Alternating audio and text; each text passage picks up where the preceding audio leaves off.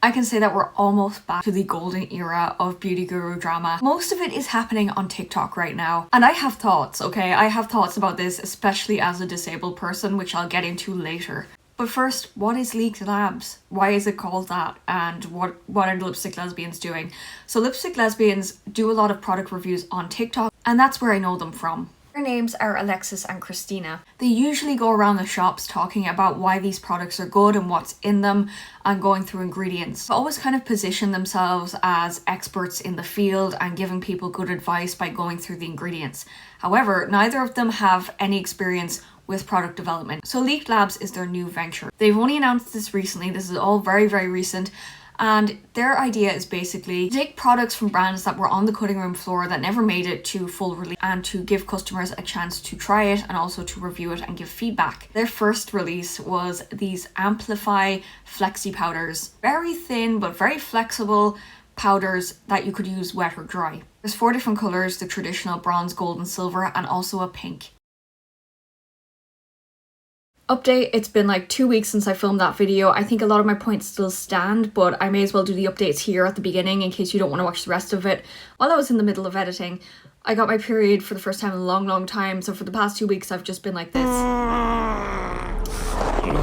So TLDW, they're deleting comments and videos, and they are also wanting to do a docu-series. The product is not accessible. There is a risk for mold factor if you don't let it dry. 40 uses out of the claimed 8 because you have to use the product wet. In the Q&A, it was mentioned about the risk of mold, and I've changed my opinion on that because people who are using them said it takes a long time to dry because you can't really use these dry. You have to use a setting spray or some kind of water or something to activate. You have to let it dry before you put it back in the tin. And it's taking a long time to dry. As long as it's dry, it's perfectly safe. But I mentioned that about the hotel, like, you can't just leave stuff out on the counter and hope that it doesn't get dust or anything like that, particles. I am concerned about them deleting comments regarding data usage and selling it on to brands. That was brought up by the cosmetic chemist. She was the first, I think, to suggest that you can't buy the flexi powder anymore because it was limited launch. But yeah, what are they doing with customer information? And like, I don't like their attitudes. I don't like the way they're so condescending. I wasn't really watching them much, but like when I did watch them, I was like, okay, you know. And I know I'm not the lipstick lesbians target audience because I only buy like indie makeup, C Beauty, buy stuff new secondhand, you know, if I really want it. For the people who do like going into a shop and actually buying products, you'd be willing to trust them because they are so assertive in their speech that when you listen to them, you're like, okay, you might have some experience. Oh, you're trying to pitch me on an idea. And that's what annoys me, is because you're more likely to trust someone who sounds assertive and is like really friendly and relatable. And like, you learn that from public speaking. I used to do public speaking. I used to do speech and drama. You know, you have to sound assertive and confident when you speak so people will listen to you. And when you watch them, you're under the assumption that they know what they're doing. And this whole thing of you're being a part of makeup production and you're making this product happen, I don't know. So while I was waiting to recover, I was still looking at socials and stuff. I was still checking their accounts, and they've been in South Korea and Italy, and they've been deleting videos. They deleted the State of the Union. While in Italy, they did a Q&A with the product maker, manufacturer, and I think they deleted that. This is what I mean when I say this is like so 2019. They want to do a documentary as well, a docu-series about Leaked Labs, when people are just wanting their questions answered. We don't want a docu-series. Britt Clark also tried to pan these, just, you know, using a brush every time, 2 swipes for each eye, but a lot of people will probably use more, and then letting them dry with a fan in between, so it was true usage and not just, you know, keep putting setting spray on top of it to kind of break down the product. And she got 42 uses out of it, not the 80 that was claimed. Timestamps for the State of the Union that they did. What makes these unique is that they're flexible and they don't break like an eyeshadow would. However, the problem with this launch, in my opinion, is the price. That's the biggest reason, in my opinion, that they're getting so much heat about this, because it is $40. I don't know about you, but I don't know many people right now who have $40 to try out a new product that is not really an official release even. And also, is it not peak late stage capitalism? You're paying to try a product when brands do market research and they pay people to test their products. So why are we reversing the system? Why should I pay you to test a thing that hasn't been launched yet and isn't perfected so you can go and release the product and make more money off of that? Now, their big thing obviously is that it's flexible, it can be used wet or dry, and that's a nice idea. I do like that idea, but How many people are genuinely breaking their eyeshadows? How often does that happen even when you travel? And what makes this so different to a cream eyeshadow? In a little jar or in a palette, yes, the packaging is a tin, all in one tin, there's no divider. So if you use these wet, you have to let them dry somewhere. And that means because they're so thin that the discs might stick together. People have also been using them wet and realizing, oh, they're ripping as I'm using them. It's only roughly around 2 grams of product in these 4 discs, and not all of them are even. Not rolled to a specific width as far as I'm aware. So each disc is a different weight. And of course you'd use one color over another depending on which you liked. But because it's already inconsistent, people are using especially the pink one, and it's just falling apart. The issue with jelly products and cream products is that if you don't close them correctly, they can dry out. The Flexipowder solves a lot of that problem, but it's just so impractical.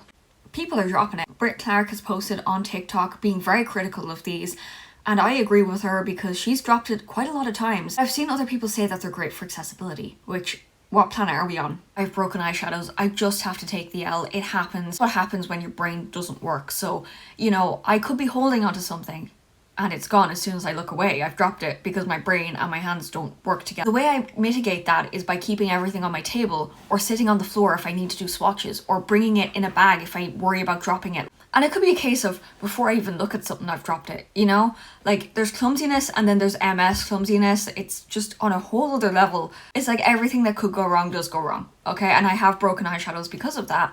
But when I need to travel, I bring my shitty little elf quad with me that was $3.99, made of plastic and practically indestructible. I could drop it probably from the Empire State Building and it would still survive.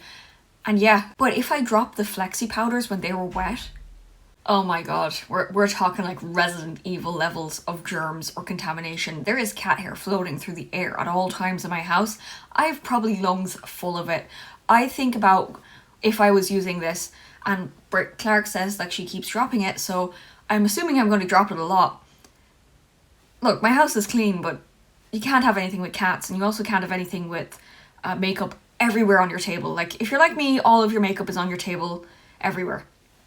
And few bits of eyeliner on the table, like, it happens. The thought of going to a hotel in the back room or on the little table they have, doing your makeup, wetting the Flexipowder, dropping it before you get to put it on, and then you look at it and it's covered in dust, lint, everything sticking to it. Like, I get cat hair on my face even when I'm doing makeup. I don't want a product that is going to be unusable because it's covered in random stuff. It gets embedded in there. You know the way your own house is. If you drop something on the floor, chances are there's crumbs there. We can't see it, but the product picks it up. But if the idea is that it's more accessible because it's easier to use, I don't really buy that. Again, the issue is that they're too thin. If you use multiple colours, you have to let them dry. Where are you going to dry them? You can't put them back in the lid of the tin because then they'll end up melting together and you won't be able to separate them and they'll rip because they're so thin. And you can't put them back in the body of the tin itself because the others are dry. So if I'm out travelling and my partner is like, do you want to go somewhere? And I'm in the middle of doing my makeup, I don't want to be like, oh yeah, sorry honey, I have to let my eyeshadow dry for half an hour so I can put it back into the tin. Like, we already have skincare fridges. I don't think we need makeup washing lines. Just picturing MacGyvering these, like with some dental floss and the little craft pegs, and hanging them out to dry in a hotel room because you've used multiple and you can't put them back on the lid because they'll stick together. That is a very funny thought.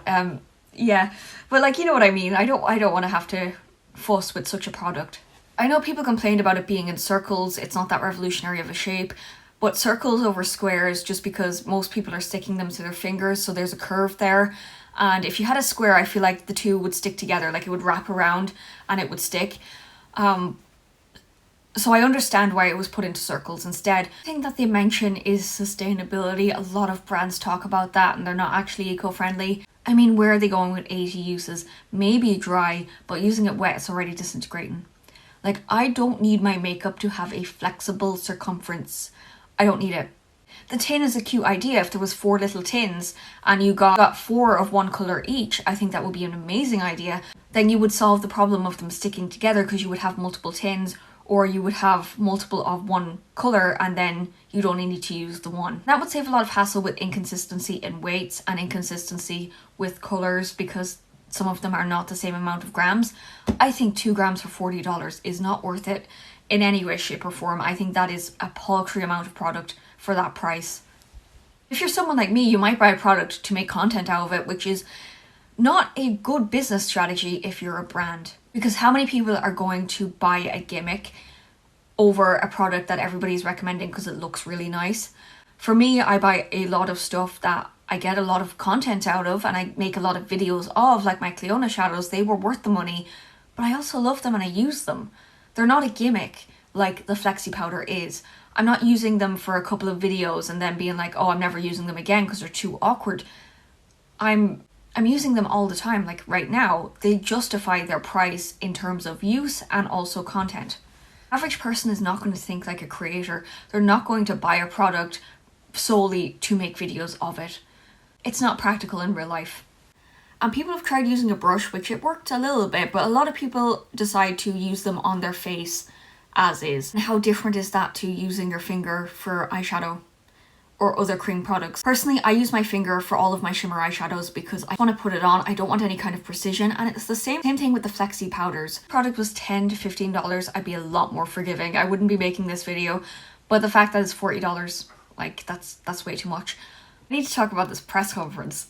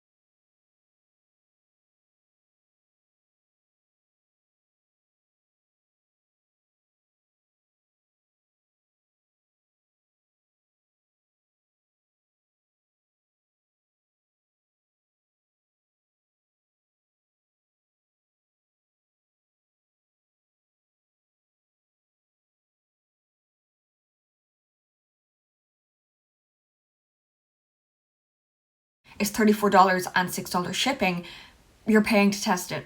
And they're like, you're a part of beauty's next big experiment, the biggest experiment in beauty. You should feel honored to be able to pay your money to try our product out instead of us paying you. They've also sent out a survey about feedback, which again is a great idea because you're supposed to be testing these products to give them feedback. And how many people are actually going to fill out that survey? It just felt very condescending. In my opinion, it just felt very condescending. But at the end, really annoyed me because I'm a queer person too, right? So if you try it, you might actually like it. And it's like, how many times have you heard that from men as a lesbian? You know? It's a joke, but it also just rubs me the wrong way. So I really recommend having a look at other people's videos to see what people are saying, because I don't have this. And here's another thing. There is a chemist, the cosmetic chemist on TikTok, who spoke about how this might be actually a data collection scheme of like, they're getting the data and selling it to brands. How many people are going to be using this a month, 2 months down the line? Genuinely, how many people are going to rebuy this? I don't think so. It's going to be a very small percentage. I know not everyone is obsessed with multi-chromes and sparkle and shimmer as I am, but even still, it's very lackluster when swatched with a brush or used on the skin dry. It applies very well when it's used wet, even with a brush. But then the issue is you have to put it in the lid of the tin. And if you use multiple colours, you have to let them dry. There are a lot of products that are very similar to this formula, but just in different packaging. One of them I've seen was the About Face jelly sticks, and they look almost identical. The shape and the format of this product is innovative, but the formula itself isn't anything that hasn't been done before. But when I think about innovation, it usually is meant to make your life easier, or a product that is just kind of wow factor. I see a lot of that in the Asian beauty space. I see a lot of products that I'm like, oh, I've never seen this before, at least in Western makeup. And I'm looking at some of them here. I'm thinking about like the film forming lipsticks from Girl Cult, which is a Chinese brand. Also the jelly sticks from Juicy. I think they were one of the first brands to do that. Also seen film forming foundations. And of course Korean lip tints. But that's the thing about innovation. You can say it's innovative, it's a buzzword, doesn't mean it actually is. I wonder what the markup is on the product itself. The packaging is very, very cheap. And the discs are so thin, like a fraction of the product. How many discs would you make out of that big block they show on their TikTok? Like you could make a lot out of that. This is a few days later and I'm just adding in that. So an article in The Cut as well that I am going to add in the description that covers this too. In that they've been in Korea. And while I was researching this, I found out that the Lipstick Lesbians had a course called LLAB. They renamed it recently, I think, but there's a couple of articles out there, I'll also have them linked in the description, where they were selling an 8-hour course about makeup formulation and cosmetics and stuff for $810. $810 for 8 hours. They released that last year and I just didn't hear about it. Actually, based on some of the comments that I've read on the thread itself about the course, they were also selling a makeup aura thing that I might do a separate video about, but it's basically an aura reading, but for what type of brand of makeup you would use. Not a colour analysis, not like, oh, this might work for you depending on your skin tone or your skin type, etc. No, your aura, your vibes. Genuinely, who isn't selling a course? Who doesn't have a course to sell you for hundreds of dollars? That is basically nothing. That is like peak influencer behaviour. And it just sows distrust in your audience if you're selling them something so expensive and there's no guarantee it's going to be anything good. However, I'm not an influencer yet, but I still have a course to sell you, okay? Hear me out. I'm going to jump on the bandwagon and sell you a course to teach your cat how to read, okay? It's totally free. I have proof. Here is my proof. This is Ludo. He's doing a word search. He's a very intelligent cat and he knows how to read English. He knows 2 main words, and that is chicken and cheese. And he understands the word no, but it doesn't get him to stop scratching the sofas. Yeah, let me know what you think. Would you try this product? Is it too expensive? What do you think of this whole design? If they release something else, would you buy it? Please consider subscribing and thank you so much for watching. Bye.